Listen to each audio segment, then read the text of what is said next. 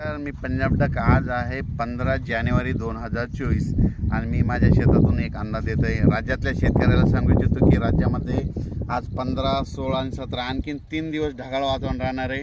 म्हणून हा अंदाज लक्षात घ्यायचा. 15 जानेवारी, 16 जानेवारी, 17 जानेवारी 3 दिवस ढगाळ वातावरण राहणार आहे, हे अंदाज लक्षात घ्यायचा.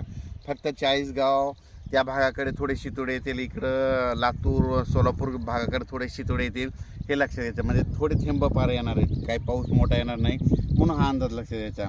राज्यातल्या सर्व शेतकऱ्याला सांगू इच्छितो की राज्यामध्ये पूर्व विदर्भ, पश्चिम विदर्भ, दक्षिण महाराष्ट्र, उत्तर महाराष्ट्र, कोकणपट्टी, खानदेश, मराठवाडा या 4-5 विभागामध्ये देखील ना ह्या 3 दिवसमध्ये दररोज म्हणजे ढगाळ वातावरण राहणार आहे. पाऊस काय येणार नाही, म्हणून काही चिंता करायची गरज नाही.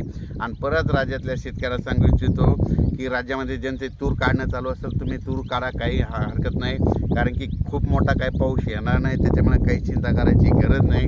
राज्यात मग आता म्हणजे 17 तारखेपर्यंत ढगाळ वातावरण आहे. त्याच्यानंतर 19 तारखेनंतर राज्यामध्ये परत तीव्र थंडीची लाट येणार आहे, म्हणून हे अंदाज लक्षात द्या. हे ढगाळ वातावरण राहत असताना तुम्हाला एक सांगतो की राज्यामध्ये काय होणार आहे.